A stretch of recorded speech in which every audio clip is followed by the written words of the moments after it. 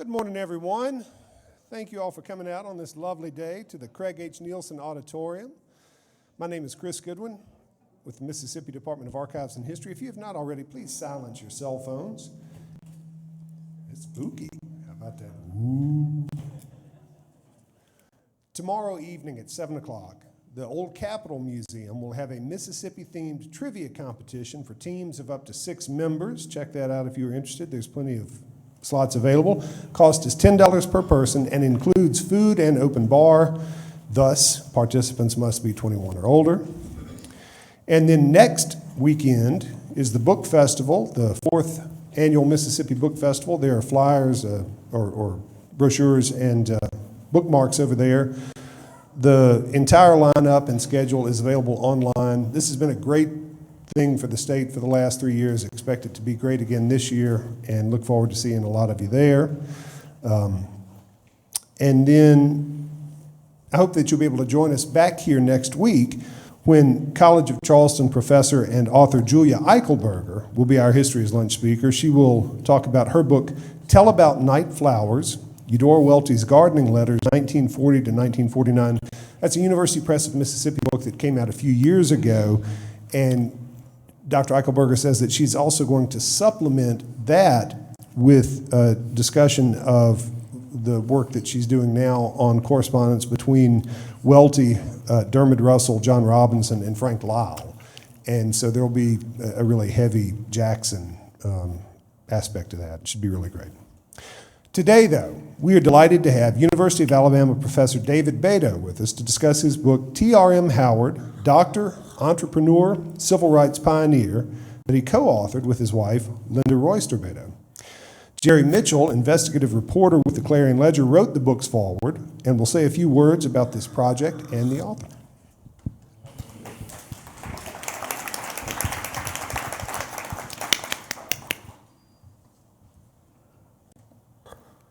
Well, Dr. T.R.M. Howard has kind of been a forgotten figure, unfortunately, but Dr. Bato and his wife have done an excellent job of making sure he isn't forgotten, and done a great job with their book. And he is a professor of history over at the University of Alabama, has a degree in history from the University of Minnesota, doctor from the University of Wisconsin. He's past president of the Alabama Scholars Association and former chair of the State Advisory Committee for the U.S. Commission on Civil Rights over there. And I mean, the thing that's fascinating to me about Dr. Howard is what a prominent role he played in the Emmett Till case and some of the other things in the Delta, and way before kind of the nation began to pay attention. And that's the kind of fascinating thing. And of course, he was a mentor to Medgar Evers. And so, you know, all the people he was a mentor to is like a who's who of the civil rights movement in Mississippi. And so this is the latest of 3 books that he's written, and he co-wrote this one with his wife, Linda. And it's an excellent book. I hope you'll get a copy. And great to have you to talk to us about it. Thank you.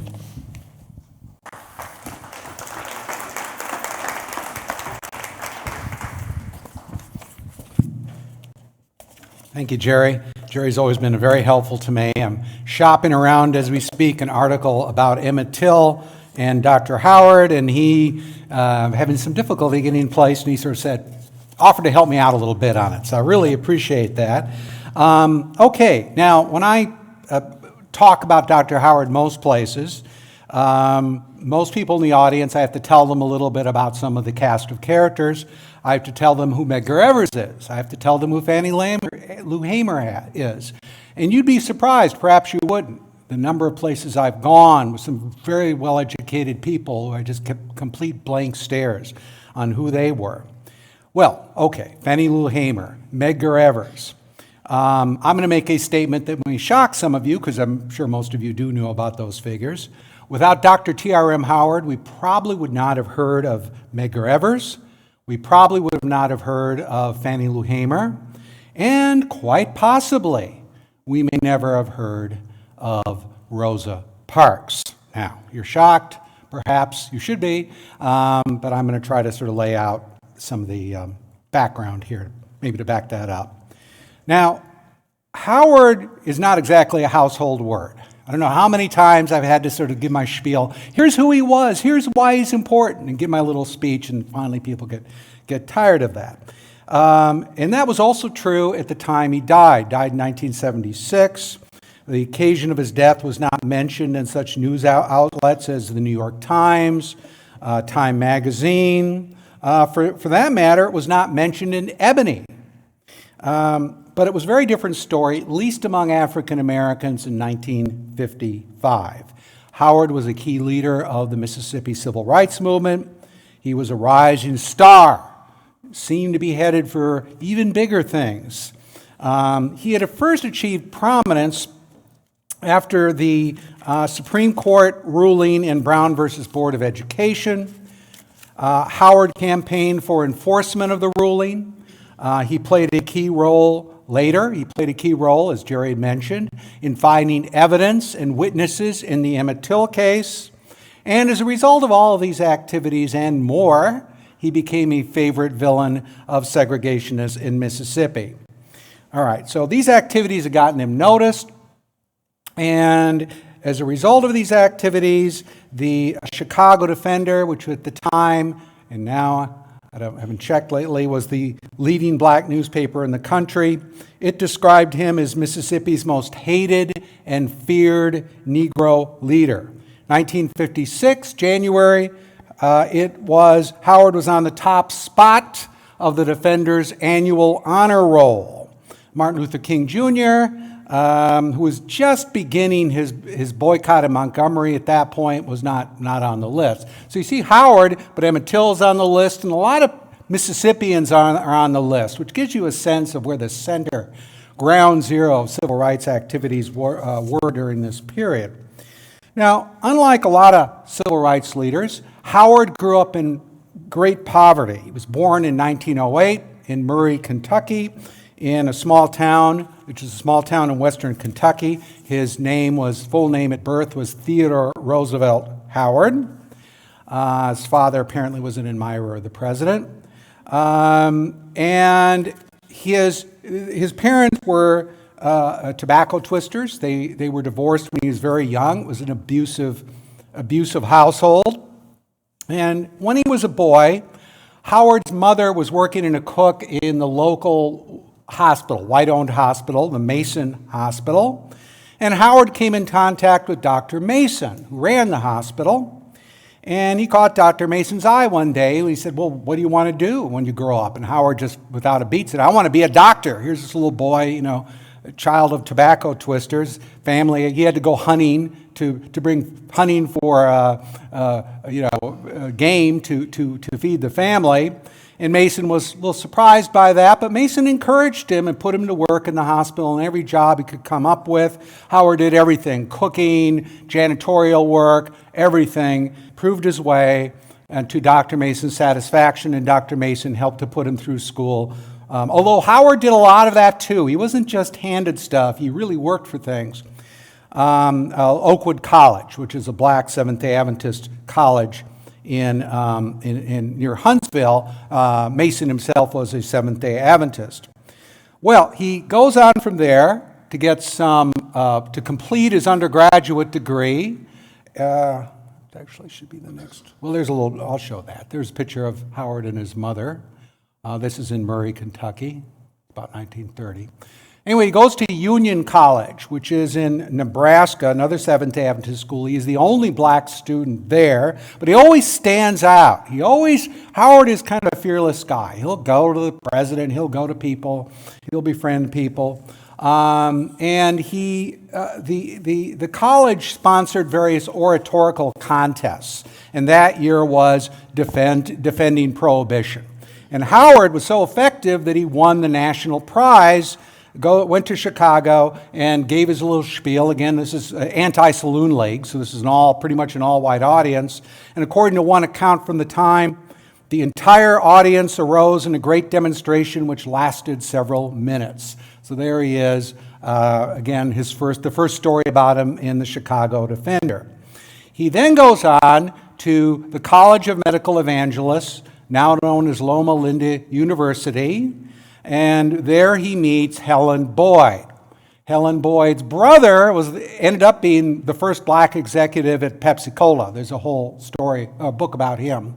She's very much from the black elite, old California family, very successful, and she brings him into that black elite, introduces him into it. And Howard's the kind of guy that if you have a janitor here, he'll pull the janitor from the back room, and he has a congressman, he'll introduce the janitor to the congressman.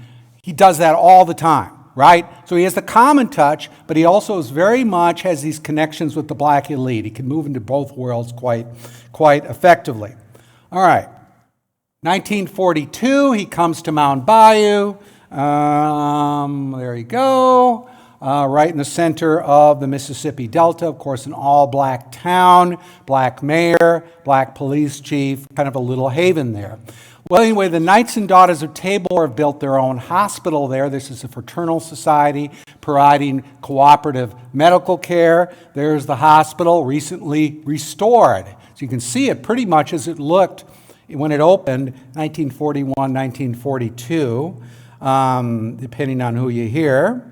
But anyway, he becomes the chief. I'm getting a little ahead of myself. He graduated from Loma Linda University. Again, the only black person in his medical class. Then he gets this job as chief surgeon of the Taborian Hospital in Mound Bayou, Mississippi. All right. Now, before I go on, it might be a good idea to give a little bit of background about this. I've already told you about the town. It's an all-black town, founded by a ex-slave of Jefferson Davis's brother. I'm one of the co-founders of the town. And the fraternal society was like many societies like this that you would see among groups like Polish Americans, Italians, right? Mutual aid groups with lodges and elaborate rituals. But before the rise of the welfare state, fraternal societies were really a chief means by which people provided for their social welfare through a system of mutual aid, mutual insurance. And it does all of those services, and it also built this hospital. When the hospital opened in 1942, it included 2 major operating rooms, an X-ray room, incubators, electrocardiograph, blood bank, and laboratory. So it was I've had doctors describe it to me as at the time kind of state of the art. It was the hospital, really, the main hospital in that part of the Mississippi Delta, or at least the main black hospital. There weren't many other black hospitals, but if you were black, you wanted to go to a hospital, you definitely would try to go there if you could. Otherwise, you go into the basement. You go through the front door of that hospital and get first-class treatment. Hospital usually had 2 or 3 doctors on staff. All of them were African American. Give you a sense of what people paid for medical care. Annual dues to the Knights and Daughters of Tabor were $8.40 in 1944. That's $120 in today's dollars, and that would entitle a member to 31 days of hospital care every year. All right? Fee for a child was about $1.20 a year. Again, that's about $17 in today's dollar. This is paid for basically by sharecroppers for the most part. Most of the members of the Knights and Daughters are very poor. Most are, interestingly enough, women. And because of the lure of the hospital, the Knights and Daughters of Tabor rapidly balloons in membership, and by 1945 has 50,000 members just in the state of Mississippi. All right, again, all without any governmental aid. Quite an amazing accomplishment of kind of people pooling together their resources. Howard is a very active doctor there. He delivers perhaps thousands of babies there. Some people have said as many as 12 operations a day. He's very, very busy. Very much a figure that ends up being the center of attention, becomes very popular because he's a charismatic figure. I've sometimes called him the P.T. Barnum of the civil rights movement. If you see old Mickey Rooney movies, let's put on a show, right? Let's do it. We can do it. He's that kind of guy. Someone once said he could talk your shoes off in a snowstorm. Very persuasive, very compelling, and has a lot to do with, I think, is how he's able to raise money from various sources. He splits off from the Knights and Daughters of Tabor in 1948. You can't keep Howard down. And he forms his own organization, the United Order of Friendship. They open a hospital right across the street from the Taborian Hospital, which provides a similar menu of services, very similar structure, called the Friendship Clinic, later called the Sarah Brown Hospital. These were springboards to an array of enterprises that Howard was involved in. He had a 1,600-acre plantation, cotton plantation, raised cattle. He had a restaurant with a beer garden. He had a home construction firm. There's a picture of the activity of patients waiting to see doctors at the Taborian Hospital. Just love this, see how everybody's dressed there. There's Howard on his plantation with some of his workers, some of his tenants. And there it gives you an idea of some of the affluence of the Howard family. There's Howard with Dr. Edward Burton, who is one of the doctors at the hospital, works with them. Burton became a very important figure in the 60s and civil rights activities in the early 60s. Now, there's he even runs a small zoo, so he has a little zoo that he runs. Dr. Will, by the way, had run a small zoo in Murray, Kentucky. He's emulating Dr. Will in many ways, very similar figures in a lot of ways. And he kind of looks at Dr. Will as almost a surrogate father. He keeps saying, this son of a Confederate veteran, and all this was going on and on about how much he looked up to him. But I think he patterns his life after him in some ways. And that's why his name is T.R.M. Howard, by the way. It was Theodore Roosevelt Howard, around 1928, he added Mason is one of his names, Theodore Roosevelt Mason Howard, in tribute to him. Okay, so he does all of these things. He indulges in various pastimes, raising pheasant, quail, hunting dogs. Purchases an insurance company called the Magnolia Mutual Insurance Company, which was a commercial company. It was not a fraternal thing. He had this fraternal society, but he had this as well. He was like everything. And it sells various insurance policies, burial policies, and some, quote, hospitalization insurance. Now, Howard, in 1951, has had all this business success, so he decides he's going to branch out into civil rights. He'd always been concerned with civil rights. He wrote a regular column for the California Eagle in the 1930s, where he was really, a militant kind of guy. Well, 1951, he starts the Regional Council of Negro Leadership, and there's the board of the council, and it champions a message of self-help, of mutual aid, of thrift, and of equal political rights, voting rights. And the council together is sort of a combination, although I don't like this sort of simplistic dichotomy, of aspects of Booker T. Washington, aspects of W.E.B. Du Bois. And in fact, the goal is to leadership. So they go to all the black leaders in the state and they get them involved. The leaders of the masses, right? It's kind of a directorate for them, leading colleges, the leading agricultural organizations, fraternal societies. You get them together, and then they exercise a kind of leadership role. And the statement of purpose said the goal was to guide our people in their civic responsibilities regarding education, registration and voting, law enforcement, tax pay, the preservation of property, the value of savings, and in all things which will make us stable, qualified, and conscientious citizens. All right? So Howard's example had an impact on a future civil rights leader, Medgar Evers. Evers just graduated from college. In fact, I think it was even before he graduated that he became acquainted with Dr. Howard and the fact that Dr. Howard was looking for people to sell insurance for his Magnolia Mutual Life Insurance Company. So Howard hires Evers to sell insurance. Apparently Evers is quite a good insurance salesman, so I've been told. Evers' wife Merle comes with him. Again, recently, not so recently now, chairperson of the National NAACP. She works for the company as a typist. And Howard made quite an impression on her. He actually delivered her first 2 children as well. So it's a pretty, it's a pretty close relationship between all 3 of them.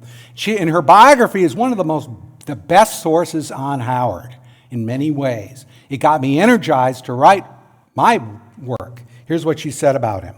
One look told you he was a leader, kind, affluent, and intelligent. That rare Negro in Mississippi who had somehow beaten the system. She talks about his gambling and his cars, his Cadillac, Fleetwood Cadillac, and Red's Buick Skylark, speeding down the highways in the Mississippi Delta. So again, he's combining self-help, economic cooperation. He's urging blacks to patronize black businesses, set up black businesses. He's always urging people to, move away from cotton, diversify, that kind of thing. Now, the council quickly sparks controversy when it distributed bumper stickers, something like 50,000 of them. I could be off on that, but a lot of bumper stickers. And the slogan on the bumper stickers was, "Don't buy gas where you can't use the restroom." And this is 1951-52 we're talking about. In the belly of the Jim Crow beast, the Mississippi Delta, they're doing this stuff. Now, the people are taking this. Now, what often would happen, of course, if you were black and wanted to use a restroom at a gas station, they'd be happy to sell you gas. But if you asked to use the restroom, they'd say, "We don't have any here for colored," because they're not going to let you use the white restrooms, right? So they're saying no. And I've interviewed people who said, yeah, they told me they didn't have a restroom for colored people. I told them to take that nozzle and put it back on the pump, and I drove off. And the campaign is actually, by all accounts, successful. White gas stations start putting in restrooms for blacks, again, segregated. But that was the initial demand in the Montgomery bus boycott as well. We just want equal treatment, right? Was the original demand. Blacks, nobody has to give up their seat. But they're saying, we want these restrooms. And a lot of it probably has to do with the fact that national chains got involved, put pressure. So this is long before the Montgomery bus boycott, again, under very hostile circumstances, rural Mississippi, and they're able to pull it off and remain alive, by and large, despite this activity. I think even a lot of whites sort of thought, well, why not, let have a restroom there. But I don't know. It didn't spark as much controversy as you might expect it to have. All right, now the council becomes best known because of its annual rallies in Mound Bayou. Howard, again, is very gifted promoter, getting speakers, getting entertainment, and people come there for the civil rights, voting rights panel, how to register, etc. Might be part of the reason why voting registration is still very low, but it increases. It increases by quite a rapid rate from very low base, admittedly, in the early 50s. It does creep up till Brown, then there's a crackdown. And they do all these things, but they do panels on how to start your own farm and that kind of thing. But he would bring in entertainment such as Mahalia Jackson. There she is. He got William Dawson, the first one of 2 black members of Congress. And Dawson is actually, I think this is the only speech he gave that a black congressman gave, at least in the Deep South, since the 19th century or something like that, turn of the century. So crowds come to hear these big-name speakers such as Dawson. He brings Charles Diggs, another black congressman later. He brings Thurgood Marshall to speak. There they are. There's you can't really see too well. Marshall looks a little uncomfortable. This is the parade car going down Highway 61, which had to be shut down. Interesting, white papers often would not even cover this. You shut down Highway 61, for God's sakes. You have a parade with all these bands. Don't hardly see a story about it in the white papers. Here it is. Attorney Thurgood Marshall, at that time with the NAACP, Dr. T.R.M. Howard, stand in lead parade car to watch prancing majorettes from Tennessee State State University. Majorettes in Tennessee State U.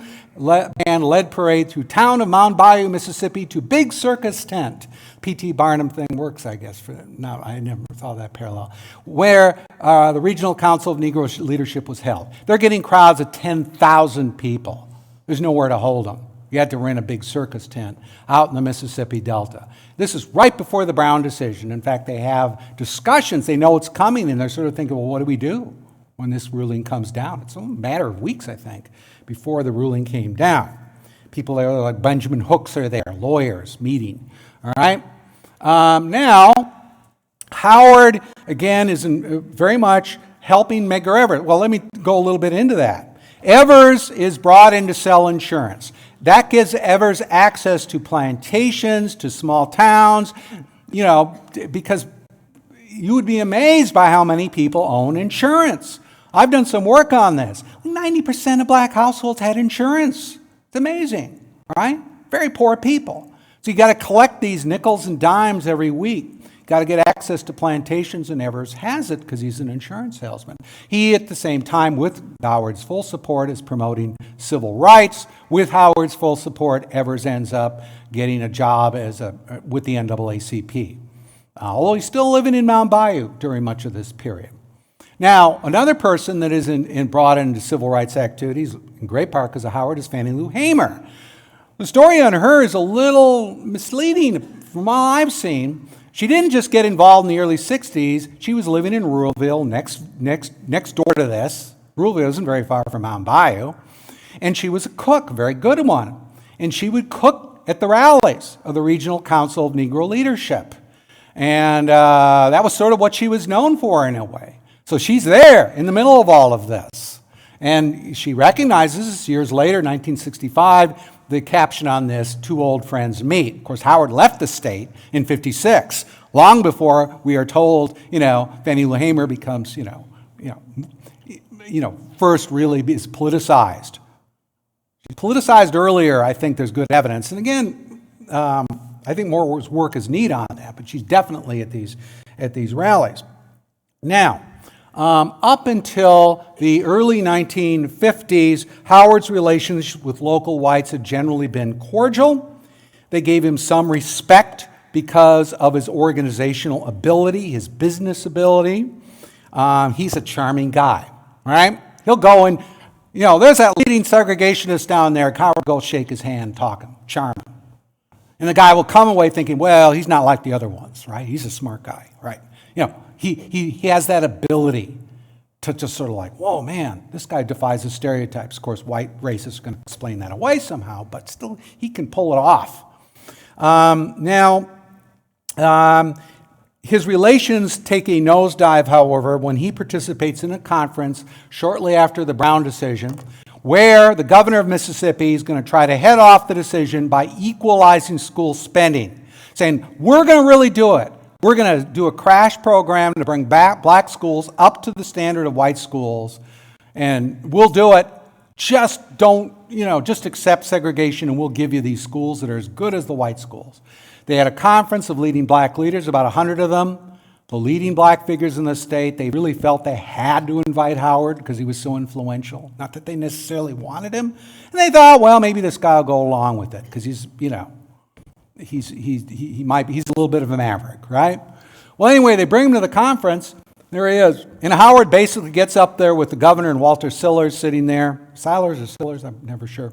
And they got this big plan. And he says, no, we're not going along with it. You had your chance. And he sort of basically tells them, no.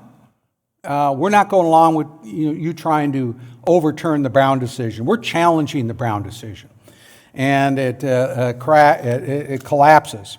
And according to one account, what happened at this conference is the governor said, now look here, and I know that if we asked all the Negroes in the state how they felt about integration, 90% would be opposed to it.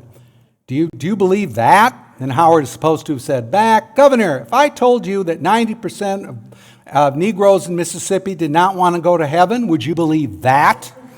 In the newspapers, again, I've never seen this headline, makes me a little dubious. Supposedly the newspaper said, Negro surgeon, headline, calls governor liar.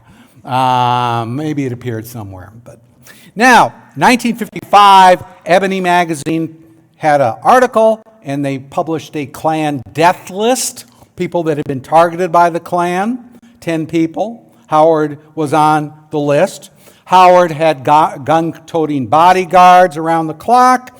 When he left Mound Bayou to go anywhere, very often he'll had armed people around him. And he's not backing down. Howard goes all out to promote implementation of the Brown decision. They do petitioning campaigns in 54. It's a big crackdown. They trying to integrate local schools. He runs afoul of the White Citizens Councils, which is formed after the regional council is formed. And one could make a case in response, both Delta organizations, both similar organizational structures geared towards leadership in the community. So anyway, the Citizens Councils does a credit freeze or credit squeeze say, look, you're the local banker, your members just don't loan money to black people. How are we doing on time here? What is it? Okay, good. We're all right. And so, they're denying credit to black business people. And that's a big deal in Mississippi, and I'll tell you why, and professionals, and anybody black. But Mississippi civil rights movement is a lot different than Alabama's at this time. It is a movement led by business people, led by professionals. It is not a movement led by the clergy, by and large. The clergy in the Mississippi Delta are in a pretty weak position, I think. You don't have these big churches. You don't have this base, right? You're kind of dependent on whites to some extent, to get, and so forth. So it is very different looking organization. So if you crack down on black civil rights leaders, that is going to be a very effective method. Well, anyway, Howard comes up with an idea. He goes to Roy Wilkins, his friend at the NAACP, and they are friends, a very good relationship with each other.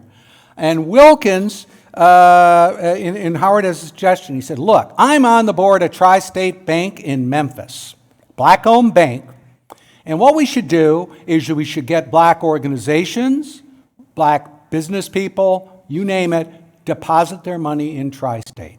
And then if they're victims of the credit squeeze, we'll loan them money at market rates. We're not going to just give it away, but we'll loan them, credit. We'll give them credit on fair terms, right? And so they get something like $300,000 in Tri-State from this effort. Black unions, businesses, fraternal, put their money in nationally, not just in other places, to show solidarity. That money is used, and it's very effective. By many accounts, the people who were targeted, you can't get your loan home refinanced, can go to Tri-State and get around that. And this is from the Chicago Defender. Here it shows them putting all this money in from all these different groups, Mechanics and Farmers Bank, etc., putting money in to help the victims of the credit squeeze. So it's kind of a big popular campaign in a way. Okay, now Howard, you kind of wonder why he didn't get killed. And I'll tell you some other examples. How he gets away with this stuff, and he's going to be even more in your face in a few minutes here. But he runs afoul of various restrictions in Mississippi. I guess you could call them gun control laws. I mean, the South was often a place, we're against gun control, but there was a lot of gun control in the South. For example, if you were an African American, you wanted to get a gun in your car, handgun, you had to go to the sheriff, and they wouldn't give you a permit. And again, you can go back to the 19th century and see a lot of these laws come in, these restrictions come in more formal ways, going back to the slave codes and the black codes. The term Saturday Night Special was originally a racial slur because it was a cheap handgun that African Americans could afford. And it was seen if you ban this, then you take it away from them. That's how it originally came in. Well, this is very much True in Mississippi. And Howard found a way around this. The police would pull over his car periodically, and they would search him, and they would search other people in the car, and if they had a handgun, they had to, something like $100 you had to pay. It's a lot of money in 1950s. And never found a gun on Howard. In fact, I came across the arrest report. They searched all these people in the car, and they all had guns except Howard. Well, he revealed later that he had a secret hiding place in his car, a secret compartment. He'd pop the gun right in there whenever he got in trouble. So they're heavily armed. And that is important when you got these big rallies where you're giving these inflammatory speeches. Now, one thing, a white person's going to kind of stand out in Mound Bayou. These are not integrated rallies, by and large, right? There's sometimes whites there that'll cover them for the press and stuff, but very rarely. But you got to get close in. And if you know that people in the crowd are armed, and they are heavily armed, there's a black gun culture and there's a white gun culture. And they're willing to shoot back, you can't get in close enough to do damage. Or at least it's an impediment. And they're very aware of this. There's a box, Howard's signature fried chicken, but he's got a rifle on the box. Someone went in his home and said he had a Thompson submachine gun. So anyway, they're nonviolent movement, but they have the guns pervasively just in case something happens. Okay, now of course all of this is nothing, he's getting a lot of anger from people, but this is nothing compared to the anger that develops with his involvement in the Emmett Till case. And again, the background on that, I won't go into that very much, but Emmett Till, 14-year-old, comes to Mississippi, goes into a store in Money, Mississippi. It's unclear what he said, but whatever he did or said or was imagined to have said, we don't really know.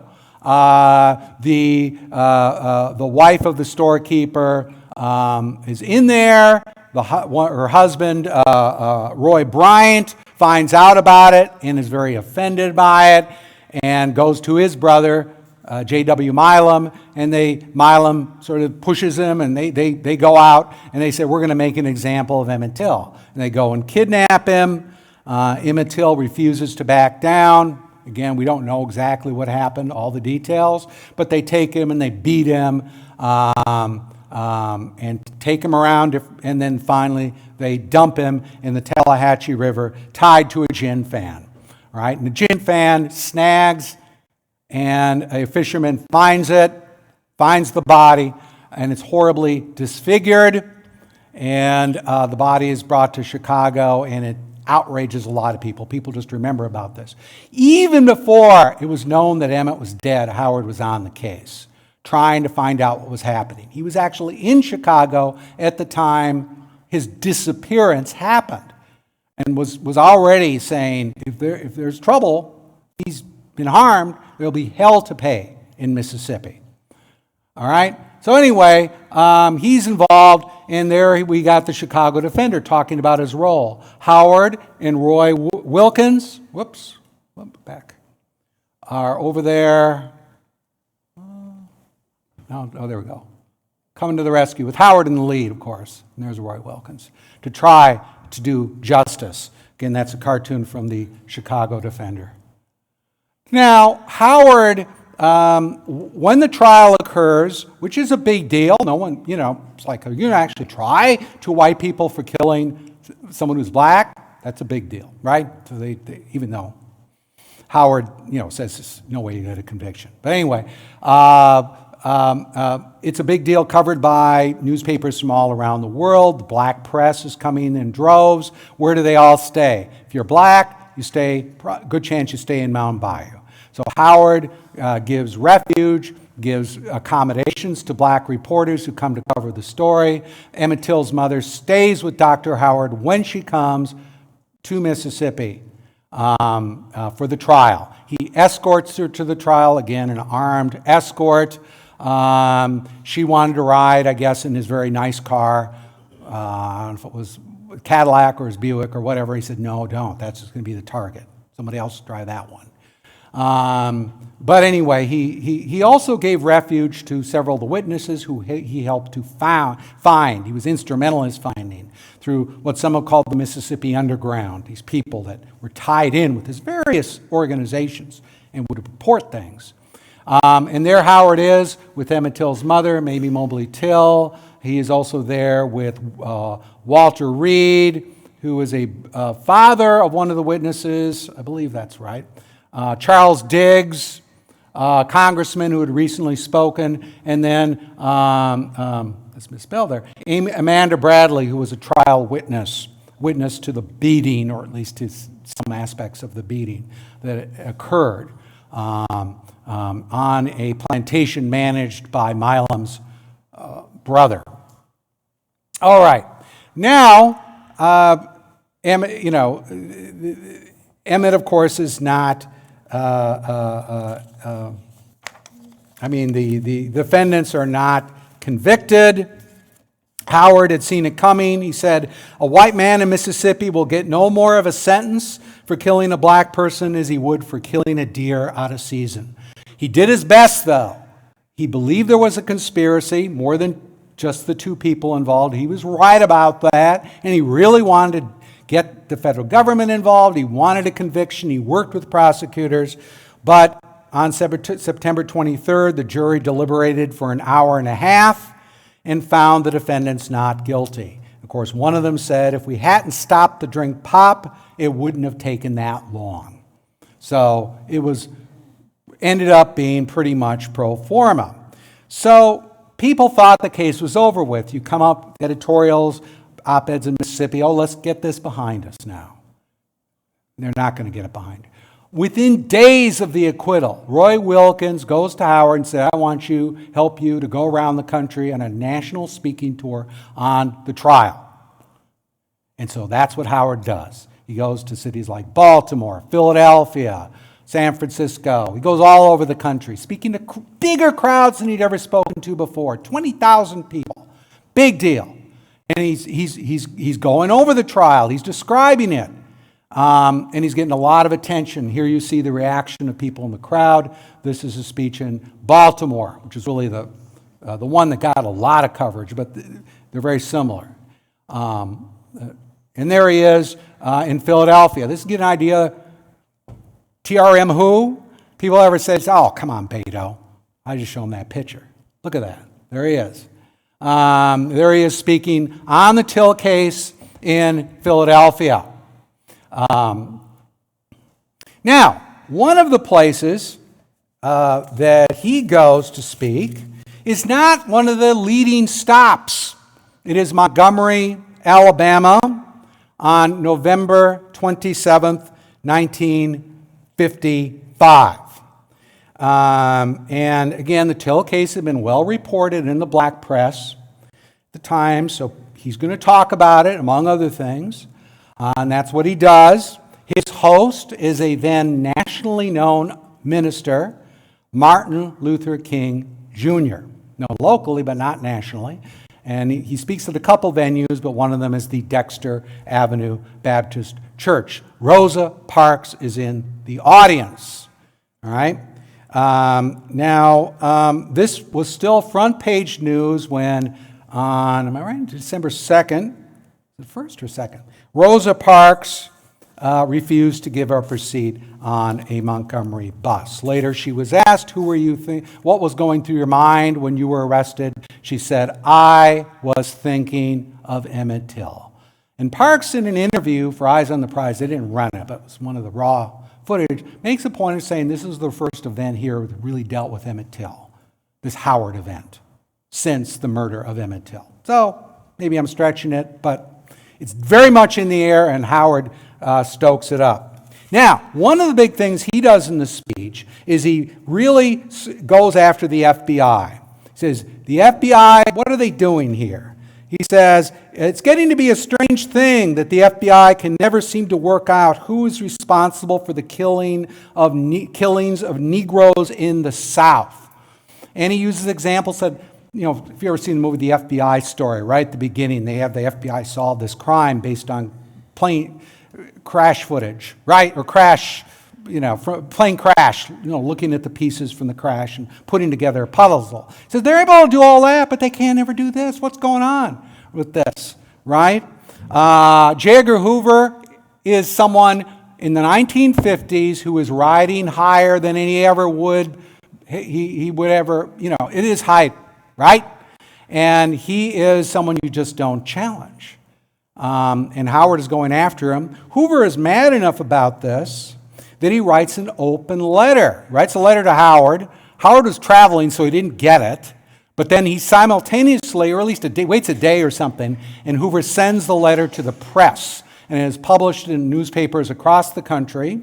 And Hoover accuses Howard of making intemperate and baseless charges. And Howard hits back with a letter of his own. He just ramps it up more. He continues to generate national headlines, but things are getting worse in Mississippi. One man on the death list has been killed by the end of 1955. Another one has been shot.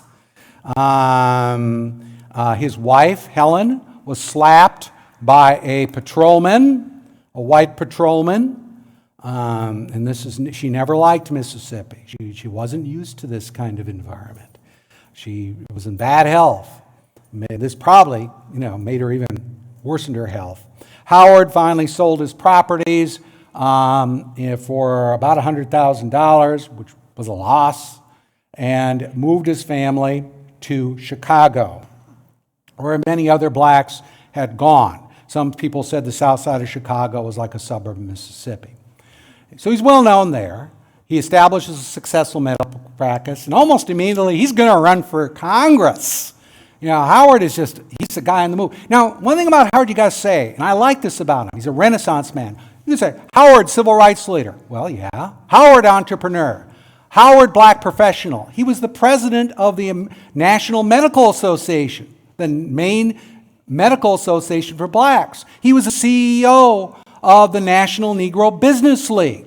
He was at top of all these groups. So what is he? He's a surgeon. He's doing all this stuff, right? He's always moving on to new projects, never sort of dwelling on the past. So he's sort of an admirable guy, always remaking himself. But anyway, he decides to run for Congress as a Republican against Dawson, who, as you saw earlier, he had invited to speak in Mississippi. He challenges him. Dawson is tied in with the Daily Machine. Howard is Republican candidate. He had supported Eisenhower in 56, but you had an interesting coalition of Republicans, of anti-Daily people, and so forth. But as someone told me, Dawson swatted him like a fly. He gets endorsements. Howard gets endorsements from all the newspapers in town. It doesn't make any difference. He is beaten heavily. Of course, 1958 is a very bad Republican year as well. But there he is with Ike right before the vote in Congress.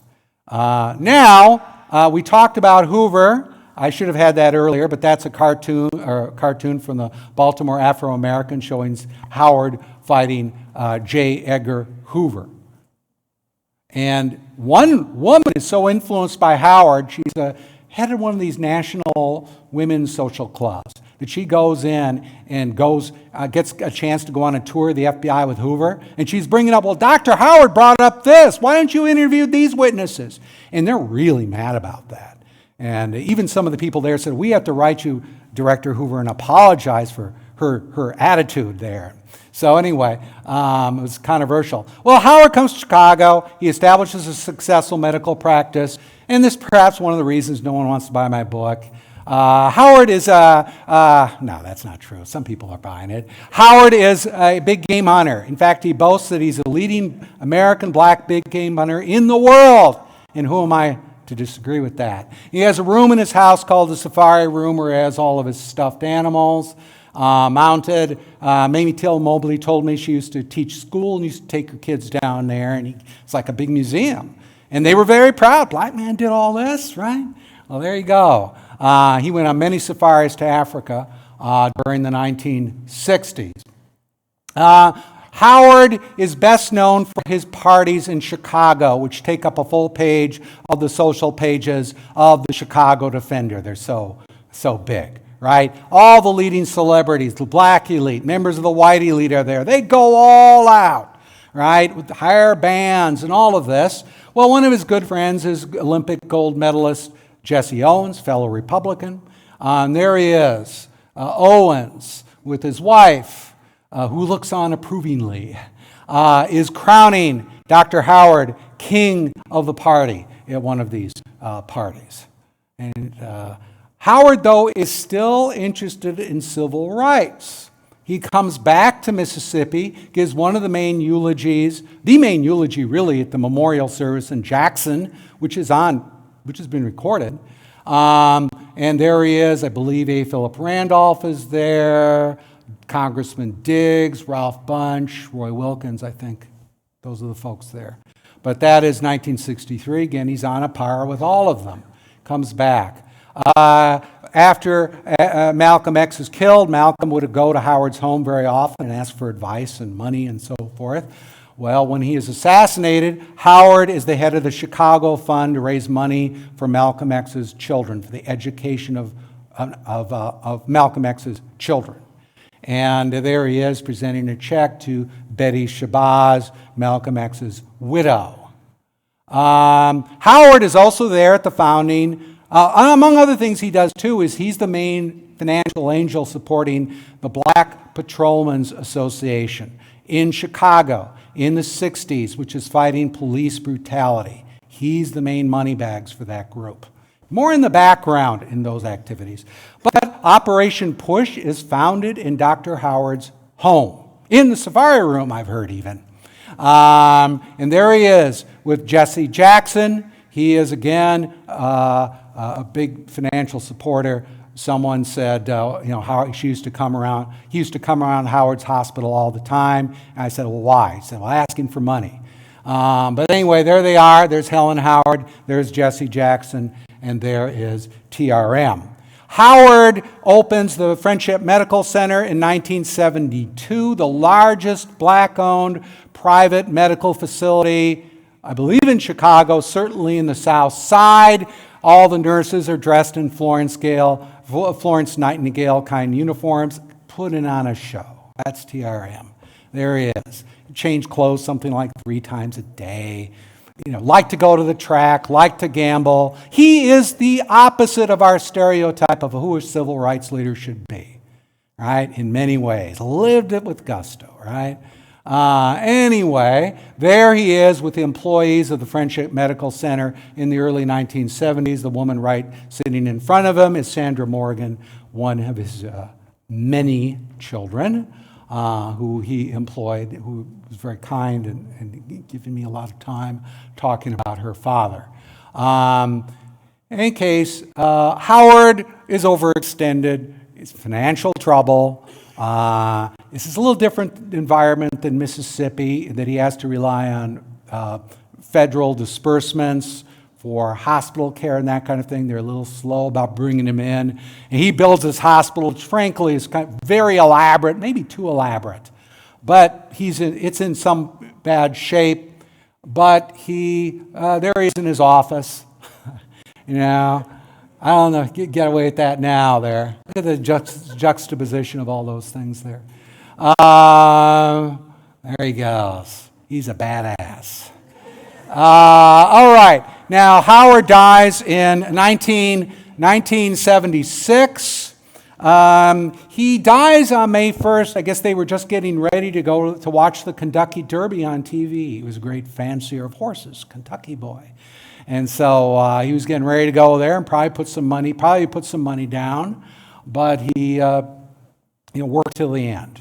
So Dr. Howard is the guy that was key in building the foundation of the civil rights movement. And some people said I should call my book Mentor of the Movement. But that wouldn't have worked because he was more than a mentor. He was a hands-on guy. He had his own movement. So what do you call it? It's difficulty coming up with a good title to sum this guy up. But what enabled him was this network of black social organizations, black businesses, all of this infrastructure that was really essential for the success of the civil rights movement. You had hundreds of lodges in the United Order of Friendship. Those lodges provide people in training of parliamentary procedure, organizing, and they're often double as sort of civil rights organizations. So that is more than Howard. It's part of that broader story of this social business infrastructure. I will end it there. Thank you.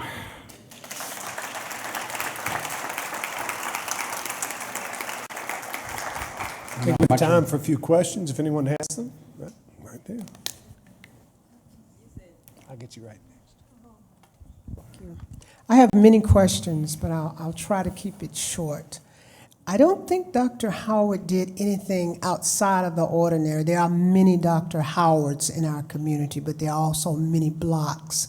And he didn't do anything, I don't think that was, and we have to examine ourselves as Americans. He didn't do anything that the white man wasn't doing. So he's not that, all that out of the ordinary. We are 400 years, that's how we're classified, as only in that 400 years. But the reason we were brought here because we had those kinds of capabilities.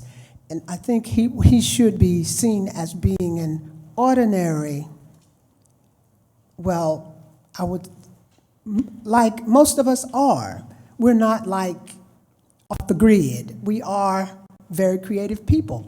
But this museum is here in order for us to see and find a new truth, the truth, and act upon it, so that when we have the Dr. Howards of Mississippi, that we know that there are a lot of Dr. Howards of Mississippi.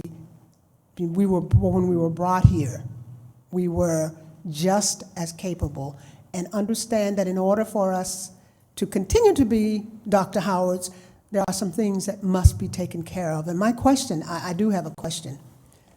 When are we going to connect the dots, and what is it going to take for us to have a new truth? Well, I wish I could answer that one. I would see Dr. Howard as an extraordinary individual. I would see him that way. Now, I do agree with you. There were a lot of remarkable people, and and immersing myself in the black press and talking to people, there were a lot of stories, and there were these very accomplished people in a very hostile environment who somehow had carved out, some success in the Mississippi Delta. There are business people, there were leaders of various organizations, people like Medgar Evers and so forth. So I think to the extent that there were a lot of people in this black business class, this professional class, this leadership class that we don't know about, that we haven't acknowledged. Sometimes we get the impression there's just a bunch of poor people there and nothing's going on. There's a lot of activity there. Knights and Daughters of Tabor is a very good example. There are these fraternal societies that have hundreds of thousands of members. Nobody writes about them, but they're all over the place. So there's a lot of creativity and energy going on. But I think Howard's the kind of guy that would stand out in any environment. That's just what I see him. He's the kind of guy who'll just walk in there and he'll charm you. I don't know where that comes from, but I don't see it coming out of his background necessarily. Yeah. Hey, can we keep it with the microphone? Sorry. Can you hear me? No, we won't hear you on the video. I'll get you after. Contributions was Howard Till, he moved the civil rights movement. What is the contribution? Would you say his contributions to the civil rights movement? Well, he pretty much ran it in Mississippi in the early 1950s. He was a chief enabler of both Medgar Evers and Fannie Lou Hamer. He supported Operation Push. So I would see him as oh, and by the way, if I have time, I'd love to play a little bit of the audio of Howard's speech if I have like 5 minutes or something to do that. I think actually probably to the last question. Okay. Oh, I was just wondering, you said that he sold his properties in Mississippi about 1956 or so, $100,000. Who did he sell to? The white community or the black community? No, he sold the main thing, which is the plantation, to a guy named Elijah Conwell, who was a black a farmer in the Mound Bayou area. In fact, I interviewed his daughter and so forth. But Conwell was involved in the regional council, but he was one of these guys that was sort of like skittish about being too visible, involved in things like that. But he had the money to do it, and he did. And it was a very difficult period there, and Howard was trying to keep one foot in Mississippi and one foot out, and then he eventually made the full move out. But he did come back periodically. Would we have time to play it, or? Well, I think No. we've gotten to the top of the hour, so what if we do Yeah, okay. this? Let's go ahead and close our program now. We'll give everybody a chance to pick up a book. Who wants one? We have Okay. them for sale I'm over sorry, here. you've been And very then patient. After a few minutes, for anybody who wants to stick around for it, we will go ahead and cue that up and let it play. But thank you all for coming, and help me thank David Beito for this program. Thank you.